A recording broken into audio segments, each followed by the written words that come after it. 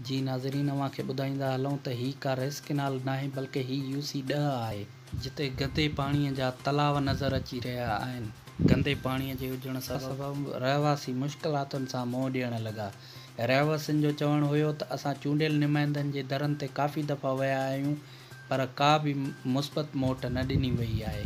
रहवासियुनि जो वधीक चवणु मसइलो आहे, चई वेठा आहियूं, जेको जॾहिं कॾहिं ईंदा आहिनि इलेक्शन जो टाइम थींदो आहे त टाल मोटल करे वेंदा आहिनि, इलेक्शन खटूं या न खटूं तव्हांखे ठाराए ॾींदासीं। इहे ॻाल्हियुनि में असांखे जॾहिं कॾहिं टाल मोटल करे ॻाल्हियूं फेराए वेंदा आहिनि। टियों ॾींहं आहे पाणी घिटियुनि में बीठो आहे ऐं का शइ जो बि कान्हे, न कोई नुमाइंदो आयो आहे, न को आयो आहे। हमीद आयो पाड़े वारो, उहो ॾिसी कलियूं ॿलियूं कढाए हलियो वियो।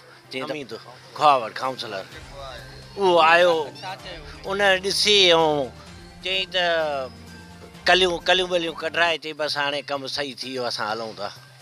अदा ही असांजो UC10 आहे। UC10 में असांजी हीअ मुर्तज़ा कॉलोनी आहे, ॿुॾे थी पई।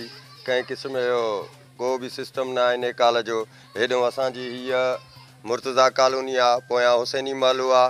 हे सभई घिटियूं तव्हां ॾिसो त कंहिं बि घिटीअ में को रस्तो ई कोन्हे, को घर मां निकिरी कोन थो सघे पियो। हीअ दर आहे साम्हूं, तालो ॾेयूं हलिया विया आहिनि, घर बंदि करे पंहिंजो नथा वञी सघनि घरनि में, को रस्तो ई कोन्हे। पाणी नेकर हीअ असांजा हे पाइप आहिनि हितां, हीअ पाइप सभा भॼी पिया आहिनि, को नेकर जो सिस्टम कोन्हे। को चई बार म्यूनसिपालिटी वारनि ॾे हेॾे होॾे, को बि ॿुधण वारो कोन्हे।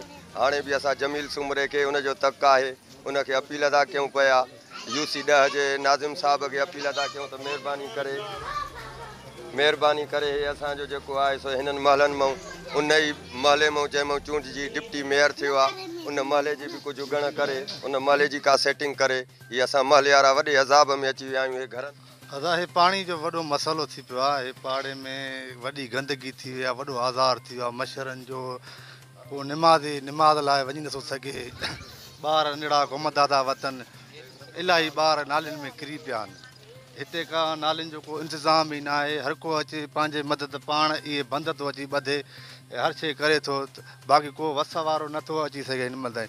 काउंसलर बि आयो उन ॾींहुं हमीद खुआवड़, उहे कलियूं ॿलियूं कढाए वियो, गंद कढाए वियो, पर हीउ मसइलो जेसि ताईं नेकर न ठहंदो तेसि ताईं इहो पियो हलंदो रहंदो।